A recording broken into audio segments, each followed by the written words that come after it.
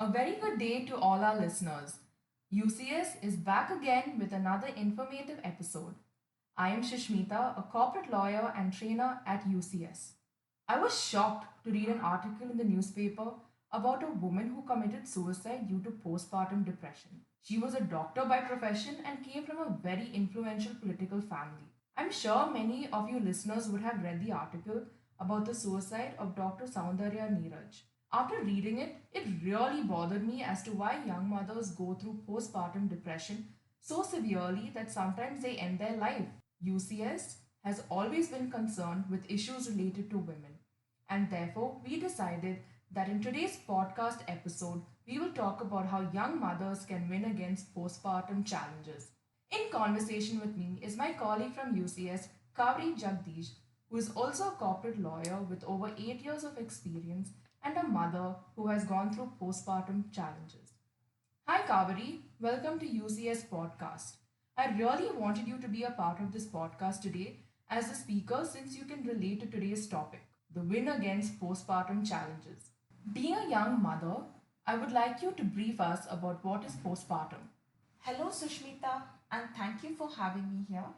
To answer your question, postpartum means the time after childbirth, and it is what a mother goes through after she gives birth to a child. I have heard that postpartum is very difficult for women to go through. Why is it so? Yes, it's true that several women go through postpartum depression or baby blues, as it is also known as. Baby blues typically begin within the first 2 or 3 days after delivery and it may last up to 2 weeks. To answer the question, why is it so? Well, there are several reasons, Sushmita, such as hormonal changes in the body, changes in lifestyle after childbirth, etc. Due to the hormonal changes that happens in a woman's body after childbirth, it is normal to have these baby blues for a few days. But some new moms, they experience these baby blues more severely and it is long lasting, sometimes for over a year. This is mostly because some mothers feel bogged down. They feel that their life has come to a full stop because of the baby, while everyone else's life in the family is going on the way it was. Most women these days are working, they are independent, they go out often, etc. And suddenly, after childbirth, when they are unable to do all these things and their day and night revolves around just the baby, postpartum depression sets in. And this is what happened with me also. And I wish someone had told me about this before I became a young mother so that I knew what was happening with me. Kaveri, are you comfortable sharing what you experienced during this time on this podcast? Yes, definitely, Sushmita. Soon after I had my son, I went into severe postpartum depression. I felt terrible inside. I would cry. I suffered from severe mood swings. I felt fatigue, loss of energy. I was irritated. I was angry. And I got upset when the smallest of things did not go my way. I felt hopeless, worthless, inadequate. I had no confidence. And added to all this, I also had the fear and that guilt of not being a good mother because of feeling all this. So I felt that is the baby not enough for me to keep me happy? Or why am I feeling all this? Shouldn't I be a good mother? Why am I feeling these things? It was very difficult for me. And what made it worse was the elders in the family telling you that your child is your prime importance. We all went through this. They never understand what you're going through, but they say that it's normal. Every mother has to do this. So you're in a very difficult situation.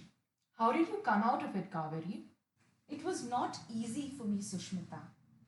In my personal experience, I realized that I had to come out of this situation and that I had to do it myself. And for this, I figured out that I needed to strengthen my mind. I needed to take short breaks. I needed to do what I like doing. I needed to get out of the house. And I had to let go of the guilt of not being with my baby at home all day. I had to turn a deaf ear about about what people said against me. And most importantly, I needed to keep myself sane and happy. What do you think is the best way for a woman to come out of postpartum depression, or perhaps not go through it at all so severely? The way I look at it, Sushmita, having a lot of support and understanding from your family members, especially your spouse, will help. Husbands need to understand that they must physically and also emotionally help their wives during postpartum so that their wives do not suffer from depression. Further, medical help such as seeing a counselor or a therapist will certainly help. However, I personally feel that every mother will have to find her own way out of it. I'd like to mention a positive situation here about a distant relative of mine.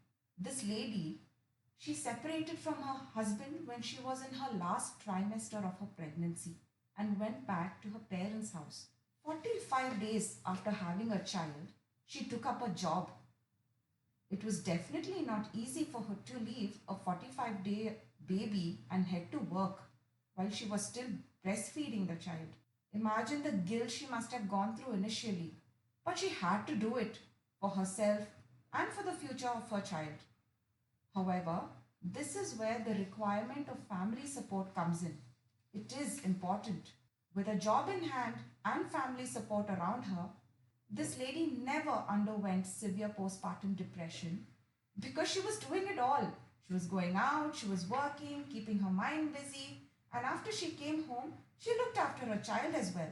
Today, her son is 24 years old. Now, this is an exceptional case, I agree. But nothing in life is a cakewalk. Kaveri, today most people live in nuclear families. Women may not have the support of their in laws or their own parents who can look after the child when they go away. Then, how can a woman just leave her child and go out or to work? What you say is true, Sushmita. Not all women have that family support where someone will pitch in to take care of the child. In such situations, women must consider reaching out to support groups. Some of the support groups that I know in Bangalore are Snugbug, Bangalore Birth Network, the Birth Home, Pan Indian Breastfeeding Group, to name a few. Nowadays, there are also options of daycare centers where one can leave the child for a few hours and do what they want to do. And if one finds it difficult or is in a position where the spouse or family members are not allowing her to go out, there are several government helpline numbers that help such women.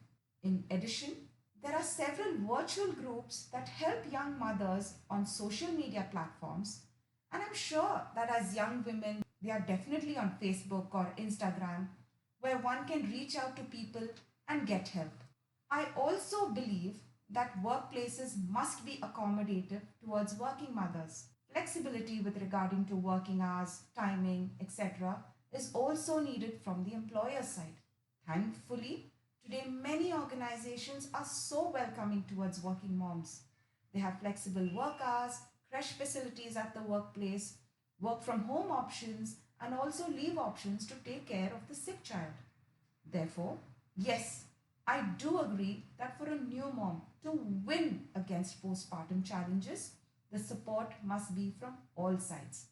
However, I repeat myself that the woman must take the plunge and do what it takes to be mentally happy.